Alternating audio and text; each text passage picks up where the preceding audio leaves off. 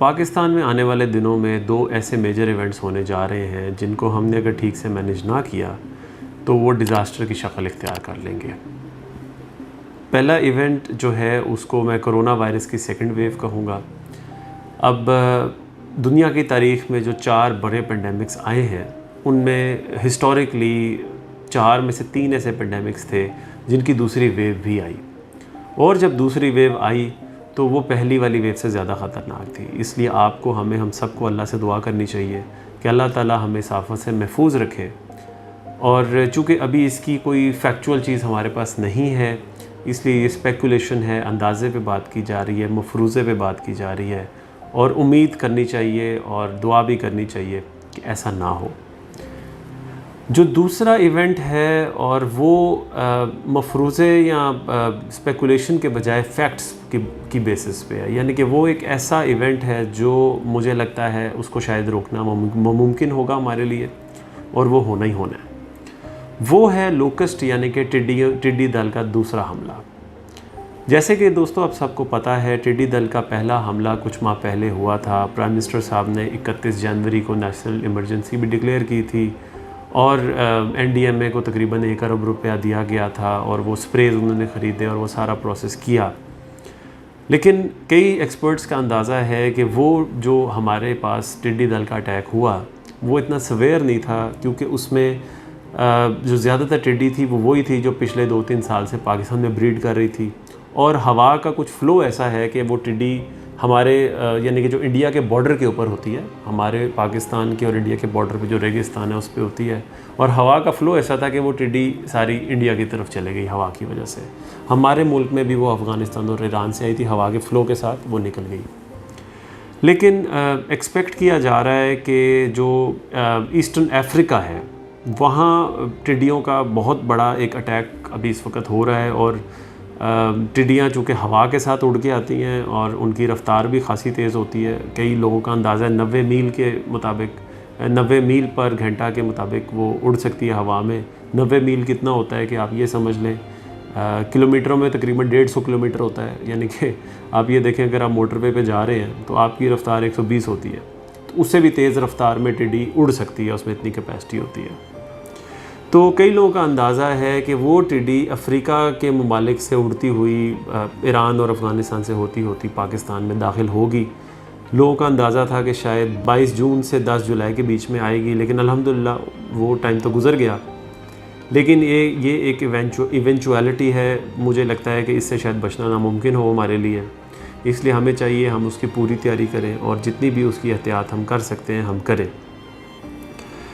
अब इसके ऊपर मैंने देखा है पिछले कुछ दिनों में टीवी पे भी बात हो रही है, सोशल मीडिया पे भी लोग बात कर रहे हैं, लेकिन ये टिपिकल हमारे जिसको कहते हैं न्यूज़ की कह लें कि एक मैंने चीज़ देखी है कि वो जो बीमारी के बारे में ज़रूर बताते हैं लेकिन बीमारी की वजह पे बात नहीं होती। इसी तरह अगर आप टिड्डी दल को भी देखें तो टिड्डी दल कोई नई चीज़ तो नहीं है जी, यानी कि हमारे मज़हब में भी उसका ज़िक्र है, जूज़ के मज़हब में भी ज़िक्र है। इवन जूज़ उसको कोशर समझते हैं, यानी कि खा सकते हैं उनके मज़हब के मुताबिक। हमारे मज़हब में भी टिड्डियों को हलाल करार दिया गया है, आप उनको खा सकते हैं, वो आप खाएं ना खाएं वो है आपकी चॉइस है, लेकिन हमारे मज़हब में टिड्डी को खाया जा सकता है। कई लोगों ने उनको बर्ड फीड का ऑप्शन दिया, वो काढ़ा में जो है, वो सारी बातें जनाब बेशक हैं। और यहाँ तक कि 4-5 हज़ार साल पुराना अगर आप इजिप्शियंस के पिरामिड देखें जो इजिप्ट में हैं, गीज़ा में, उनके अंदर भी टिड्डियों की ड्राइंग्स आपको मिलेंगी। यानी कि कोई नया कीड़ा नहीं है, ये हमेशा से रहा है। तो अचानक ये पाकिस्तान में इतनी ज़्यादा क्यों हो गई? ये होती थी पाकिस्तान में पहले भी, लेकिन इतनी बड़ी कभी भी नहीं थी। इसका डायरेक्ट ताल्लुक़ है जी ग्लोबल वार्मिंग के साथ। एक कॉन्सेप्ट होता है इंडियन ओशन डाइपोल, इसको मैं आपकी आसानी के लिए डाइपोल या IOD बोलूँगा आगे वीडियो में। ये बेसिकली क्या होता है कि जो अफ्रीका और ऑस्ट्रेलिया के बीच में समुंदर है पूरा, उसको इंडियन ओशन कहते हैं। इसमें IOD के 3 फेजेस होते हैं, न्यूट्रल, नेगेटिव या पॉजिटिव। ये नेगेटिव पॉजिटिव क्या होता है, इसको मैं आप थोड़ा समझाने की कोशिश करता हूँ। न्यूट्रल IOD का ये मतलब होता है कि जो पानी का टेम्परेचर है वो जितना अफ्रीका साइड पे पानी का टेम्परेचर है उतना ही ऑस्ट्रेलिया की तरफ भी है, यानी कि पानी का टेम्परेचर न्यूट्रल है। इसलिए जो हवा है, जो ईस्टर्नली विंड्स हैं, वो नॉर्मल रफ्तार में ट्रैवल करती हैं, और पानी का जो टेम्परेचर तकरीबन एक ही जैसा होता है पूरे इंडियन ओशन में। जो नेगेटिव आईओडी होता है या डाइपोल होता है, उसमें क्या होता है कि जो आपकी पानी है, गर्म पानी, अफ्रीका आपको पता है ज़्यादा गर्म इलाका है, वहाँ से गर्म पानी जब ज़्यादा होता है तो वो ट्रैवल कर जाता है ऑस्ट्रेलिया की तरफ, क्योंकि गर्म पानी हल्का होता है इसलिए वो ट्रैवल करके दूसरी साइड पे जाता है, और जो नीचे का पानी है ठंडा वो उसकी जगह ले लेता है, और इस तरह समुंदर के बीच में ये पानी की मूवमेंट शुरू हो जाती है। एग्जैक्टली इसी तरह जैसे पानी इस तरफ मूव कर रहा होता है, इसके ऊपर हवा भी ऐसे मूव कर रही होती है। हवा भी अफ्रीका से चलेगी ऑस्ट्रेलिया की तरफ और ऊपर जाएगी, गर्म, चूँकि गर्म हवा है, पानी भी गर्म है, वो बादल बनाएगी, बादल बारिश करेंगे, बादल जब हल्के होंगे तो वो वापस अफ्रीका की तरफ आएंगे, और हवा में भी ये सर्कल चलता है। ये एक छोटी क्लासेस में हमने साइंस में पढ़ा हुआ है, वाटर सर्कल जिसको कहते हैं हम। अब हुआ ये कि ग्लोबल वार्मिंग की वजह से ये जो हमारी पानी की मूवमेंट है डाइपोल की, ये पॉजिटिव हो गई, यानी कि नेगेटिव में जो अफ्रीका से ऑस्ट्रेलिया पानी जा रहा था, अब ऑस्ट्रेलिया का पानी ज़्यादा गर्म हो रहा है अफ्रीका से, उसकी वजह से उल्टी मूवमेंट हो रही है। उल्टी मूवमेंट होने की वजह से, या जिसको पॉजिटिव आईओडी बोलते हैं हम, पानी अब ऑस्ट्रेलिया से अफ्रीका की तरफ जाता है, पानी गर्म होता है, उसकी वजह से वहाँ बादल बनते हैं और बारिश शुरू हो जाती है, और ऑस्ट्रेलिया में जो बारिश होनी थी वो नहीं होती।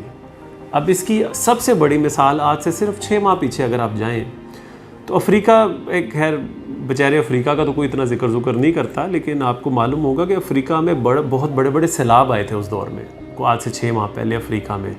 यानी कि अफ्रीका में जो सालाना बारिश होती है उससे 3 गुना बारिश सिर्फ 4 दिन में हुई थी, इतनी ज़्यादा बारिश हुई थी वहाँ। और ऑस्ट्रेलिया में उससे उल्ट हुआ। ऑस्ट्रेलिया में देखें, ऑस्ट्रेलिया इतना बड़ा मुल्क है, उसमें टेम्परेचर के भी मामलात ऐसे ही हैं कि वहाँ बुश फायर लगती रहती है। लेकिन आपने यकीनन टीवी पे सुना होगा कि आज से 6 माह पहले ऑस्ट्रेलिया में बहुत बड़ी आग लगी थी एक। वो ऑस्ट्रेलिया की तारीख की सबसे बड़ी आग थी। बताने का मकसद ये है कि ये उल्टी मूवमेंट की वजह से, ग्लोबल वार्मिंग की वजह से जो पॉजिटिव डाइपोल बना है, उससे ऑस्ट्रेलिया में खुश्की आई ज़्यादा और अफ्रीका में ज़्यादा बारिश हो गई। उनका इंफ्रास्ट्रक्चर उसको मैनेज करने के लिए तैयार नहीं था, और ऑस्ट्रेलिया भी बहरहाल इस हिसाब से अपने जंगल की आग को मैनेज नहीं कर सका। तो उन दोनों ममालिक में मेजर डिज़ास्टर था। ये जो टिड्डी दल है ये इसकी कंटिन्यूएशन है, यानी कि अब वो दोनों मुल्कों ने भुगत लिया। अफ्रीका पे बेचारों पे इस वक्त मुश्किल ये आई हुई है कि जब सैलाब आया तो वहाँ रेगिस्तान में हर जगह बारिश हुई, और जो टिड्डी है जो कि रेगिस्तान का कीड़ा है, वो आगे चल के हम वीडियोस में बात करेंगे, जब वो ग्रेगेरियस फेज़ में चला जाता है और वो हरे से पीले रंग का हो जाता है और वो उसमें जो भी तब्दीलियाँ आती हैं। लेकिन वो जो हवा उड़ रही है, अब हवा अफ्रीका से ऑस्ट्रेलिया की तरफ वापस जा रही है और हमारे मुल्कों के ऊपर से होकर गुजर रही है। तो टिड्डी दल, जैसे मैंने आपको बताया, एक हल्का जानवर होता है, छोटा जानवर होता है, और 150 किलोमीटर फ़ी घंटे के मुताबिक उड़ सकता है। तो अब जो अफ्रीका में इस वक्त आफत आई हुई है, हवा की मूवमेंट की वजह से वो पाकिस्तान में आ रही है। और जो इस वक्त हमारे पे टिड्डी दल का अटैक पीछे हुआ था, वो ज़्यादा टिड्डियाँ थीं जो पिछले, हमारे यहाँ भी तो ग्लोबल चेंजेस आए ना जी, हमारे रेगिस्तानों में जो बारिशें हुई हैं वहाँ इन्होंने अंडे शंडे दिए थे, और 2-3 साल पिछले वहाँ बारिशें जो हुई हैं उसके मुताबिक जो टिड्डियाँ आई थीं वो उनका हमला था। लेकिन वो टिड्डियाँ चली गई सारे इंडिया, हवा की मूवमेंट की वजह से। यहाँ अब मसला ये है कि जो अफ्रीका की जितनी भी वो टिड्डियाँ हैं, अब उन्होंने उड़ के पाकिस्तान की तरफ आनी है। अंदाज़ा किया जा रहा है कि तकरीबन पिछले साल से 400 गुना ज़्यादा वो टिड्डी होगी। अब अल्लाह के घर की उम्मीद होनी चाहिए इंसान को, और दुआ भी करनी चाहिए कि इतनी ज़्यादा वो ना हो, क्योंकि एक टिड्डी अपने साथ उसका जो झुंड है वो कुछ एकड़ों में नहीं होता, वो किलोमीटरों में होता है। कोई 50-60 किलोमीटर लंबा झुंड होता है वो। यानी कि आप 50-60 किलोमीटर कितना होता है कि आप सोचें कि सियालकोट और लाहौर का डिस्टेंस तकरीबन 100 किलोमीटर है। इससे आप अंदाज़ा लगाएं कि लाहौर से गुजरांवाला तक तकरीबन टिड्डियाँ होंगी अगर वो बड़ा झुंड आए तो ये कोई इतनी मामूली बात नहीं है जी। और ये हमारी इकोनॉमी के लिए, हमारे किसानों के लिए, हमारे मुल्क या पूरे खित्ते की, इवन मैं कहूँगा, एक खुराक के लिए एक बहुत बड़ा चैलेंज आने वाला है। मैं उम्मीद करता हूँ कि हमारी गवर्नमेंट, जो कि ज़ाहिर बात है क्राइसिस में इस वक्त, हर चीज़ के लिए आपको मालूम है वसाइल की ज़रूरत होती है, मैन पावर की ज़रूरत होती है। जो प्लांट प्रोटेक्शन डिपार्टमेंट है उसमें आखिरी बार उन्होंने ये डिज़ास्टर जो देखा है वो 93 में देखा था, और पिछले 27 साल में ऐसा मेजर डिज़ास्टर पाकिस्तान की तरफ नहीं आया। और आपको ये जान के भी हैरानी होगी कि पूरे डिपार्टमेंट में सिर्फ 31 लोग हैं, असिस्टेंट्स वगैरह सारे मिला के। तो पिछली बार भी जब टिड्डियाँ आई हैं तो फ़ौज ने को 8-10 हज़ार जवान दिए थे। वो जो लो ट्रेजेक्टरी पे फ्लाई करने वाले जहाज़ होते हैं वो भी पहले हमारे पास 20-22 होते थे, लेकिन अब 1-2 रह गए हैं और हमें आर्मी से हेलीकॉप्टर्स मांगने पड़े इस डिज़ास्टर से बचने के लिए। और आर्मी ने जो ड्रोन होते हैं, आर्मी के मिलिट्री ड्रोन्स, उनको हमने यूज़ किया। और आप इससे अंदाज़ा करें कि ये सब कुछ हमने किया और वो अटैक इतना छोटा था कि बड़ी आराम से हमसे मैनेज हो गया। तो जो आने वाला अटैक है दोस्तों, वो एक बहुत बड़ा अटैक होगा। उम्मीद करनी चाहिए कि अल्लाह ताला हमारे लिए आसानियाँ पैदा करे और इस मसले से हमारे मुल्क को दो चार जो होने वाला है उससे हमें सुरखरू करे, हमें इतना काबिल करे कि हम इस मसले से खैर वफ़ियत से निकलें। आने वाली वीडियोस में इंशाल्लाह हम अब टिड्डी दल पे मज़ीद बात करेंगे और उसकी इम्प्लिकेशंस क्या होती हैं, टिड्डी दल होती क्या है, वो कैसे इकॉनमी को अफेक्ट करती है, उससे छुटकारा पाने के क्या तरीक़ाकार हैं। आने वाली वीडियोस में इंशाल्लाह उन पर बात करेंगे।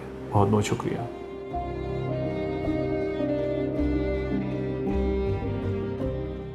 अगर आपको मेरा कंटेंट पसंद आया तो इस वीडियो को लाइक कीजिए और मेरे चैनल को सब्सक्राइब कीजिए।